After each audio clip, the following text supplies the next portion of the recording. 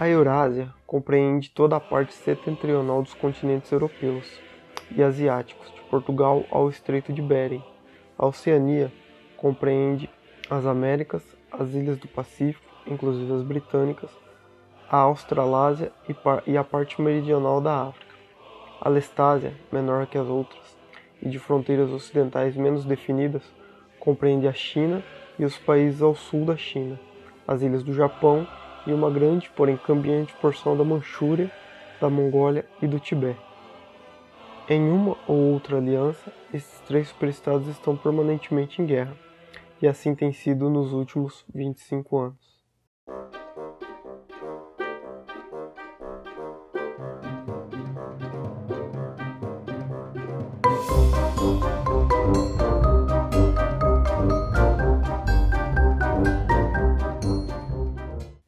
E aí galera, eu sou o Luiz Henrique do Livro por Semana e eu tô aqui para trazer o review do livro dessa semana, 1984.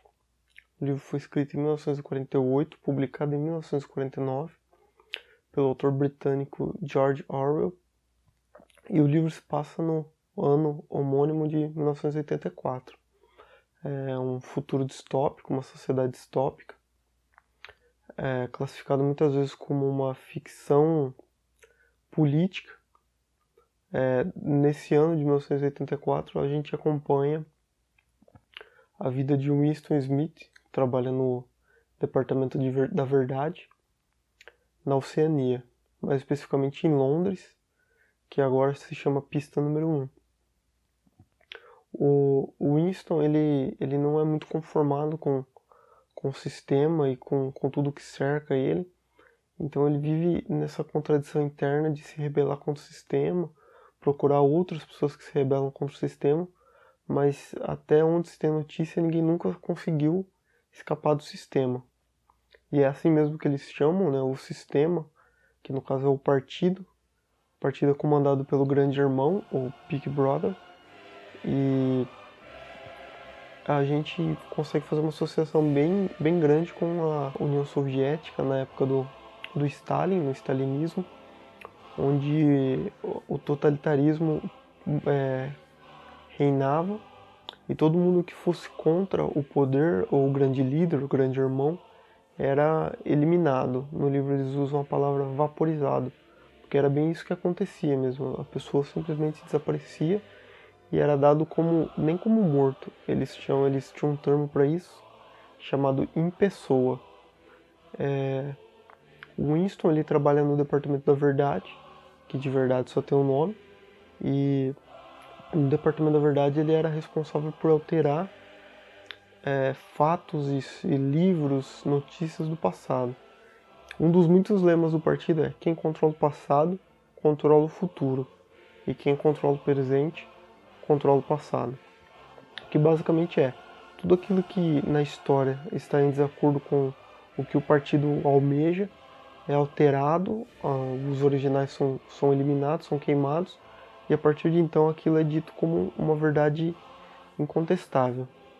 Nessa sociedade, eles desenvolveram um novo dialeto chamado novilíngua, que tem por missão controlar mais ainda as pessoas. Eles começam eliminando antônimos e palavras que têm significados semelhantes e vão reduzindo cada vez mais o vocabulário.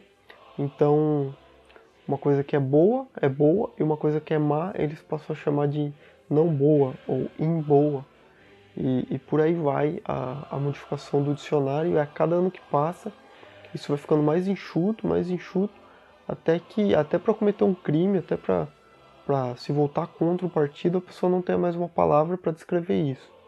O crime primordial que é combatido pelo partido é chamado crime-ideia, ou seja, se você passou pela sua cabeça algo que vá contra o partido, você já está cometendo um crime. E o Winston ele fica muito nesse limiar de ir contra o partido e de tentar se manter vivo, porque todo mundo que ele conhece que foi contra o partido acabou sendo vaporizado.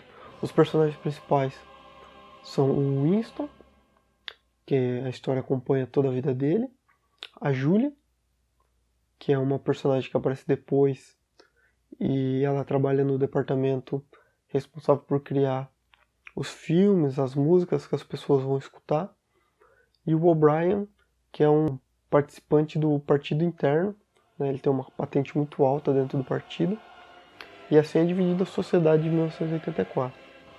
Existe o partido interno, que possui muitas regalias, assim como existia na União Soviética. Existe o partido externo, que é quem mantém a roda girando, quem é realmente controlado pelo sistema, e 85% da população eles chamam de proles, que eles não consideram nem pessoas, que são os trabalhadores braçais que mantêm a máquina girando e produzindo armamento, produzindo ferramentas, suprimentos, para que a guerra ela se estenda. Esse conceito que as três superpotências sempre estão em guerra é um conceito que vem lá da Alemanha nazista. O ministro da propaganda nazista, o Goebbels, ele chamava isso de guerra total, ou seja, um país só vai ter 100% da sua capacidade operante se ele estiver em guerra contra o inimigo externo, não importa quem seja. O objetivo do inimigo externo é manter o povo unido e ter um inimigo em comum para que possa focar toda a ação do povo, toda a energia do povo nesse inimigo em comum e não se rebelar contra os podres internos do seu país. Isso é muito forte no 1984, mas o ponto engraçado é que a Oceania, que é onde o Winston mora, ela está em guerra com a Eurásia. E às vezes ela está em guerra com a Lestásia. Só que por esse poder do partido de mudar o passado, o povo ele nunca questiona que o inimigo de hoje foi o aliado ontem. Em um ponto do livro ele fala: o inimigo de hoje é o mal existente desde sempre. Ou seja, a partir do momento que o partido decide que a guerra é agora contra a Eurásia, tudo aquilo que havia se publicado informando que a guerra era contra a Lestásia é alterado pelo departamento que o Winston trabalha, e toda a raiva é dirigida contra o novo inimigo. Ao longo do livro você percebe além do grande irmão, existe uma outra grande figura, que eles chamam de Goldstein.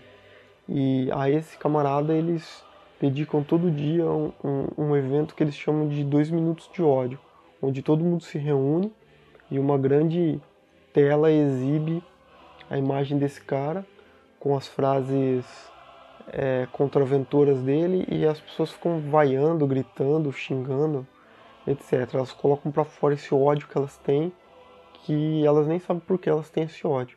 O grande irmão e todo o partido interno controla as pessoas do partido externo por um artefato que eles chamam de teletela, que é uma televisão, só que além da capacidade de projeção de imagens, ela consegue captar as imagens, como se ela tivesse um microfone e uma câmera.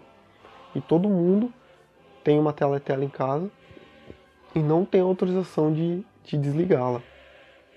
Então todo mundo está sob constante vigília, né? A polícia do pensamento, que é como eles chamam o serviço secreto, que vai atrás dos criminosos que cometem a crime-ideia, ela está sempre atenta, e de tempos em tempos novos criminosos são pegos, eles fazem grandes expurgos, grandes sessões de julgamento sumário em praça pública, onde as pessoas acabam admitindo sua culpa e são enforcadas, e isso é tido pelas pessoas que estão sendo controladas pelo partido como até como uma diversão, assim como era o Coliseu para os romanos, né, aquela barbárie, é tida para as pessoas dessa sociedade como uma diversão. E a cada página você vai vendo como o partido ele vai aparando todas as arestas para que o controle seja realmente total. Chega ao ponto de uma pessoa ser presa e ela foi entregue pelos filhos, que fazem parte de uma organização que eles chamam Pequenos Espiões, e essa pessoa ela agradece por ter sido presa. Na cabeça dela, ela cometia o crime dela sem ao menos estar ciente de que estava cometendo o crime. E o Estado ele tem esse papel de suprimir a emoção das pessoas e cada vez mais ser autoritário, com números fajutos de vitórias em lugares que ninguém conhece, ninguém viu. E o povo está sempre sob a ameaça da guerra, que é o conceito da guerra total. Sobre esse tema, existe um filme que foi lançado em 1984, alguns documentários, e na Alemanha esse livro ele é tido como leitura obrigatória. Em várias partes do mundo, na verdade, ele é tido como leitura obrigatória. É um livro que é um soco no estômago, realmente. Algumas partes você lê uma sessão de tortura para obter a confissão de um condenado, e assim, o autor ele é tão meticuloso, tanto no procedimento como na reação da própria pessoa que está sofrendo a tortura, que é muito crível, assim. E a gente sabe que em países ditatoriais é realmente isso que acontece. Não importa o tipo de ditadura que exista, né? Quando o povo não tem liberdade, alguém tem que pagar por ir contra o sistema. Toda vez que alguém tenta ir contra, o opressor acaba sendo contido e desacreditado, tido como louco, e na maioria das vezes acaba morto mesmo. E o livro ele deixa isso bem explícito.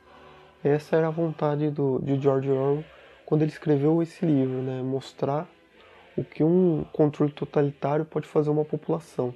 Sobre esse livro eu gostaria também de deixar a sugestão, vou deixar aqui embaixo na descrição, um link de um pessoal que eu costumo escutar, que eles têm um podcast, bem conhecido até, o Nerdcast, que eles fizeram um episódio todo sobre o 1984, inclusive com audiodramas e trechos do livro, e eles debatem de forma bem ampla assim, no livro, e eu acho que vale a pena conferir. É um livro que eu acho que todo mundo deveria ler. Depois que você lê esse livro, você começa a identificar alguns padrões fictícios, né, que o autor usou na nossa sociedade, né? E eu acho que é isso. O livro da semana que vem é esse aqui, Perdidos e Violentos, de Andy Novich. Vejo vocês semana que vem e até a próxima.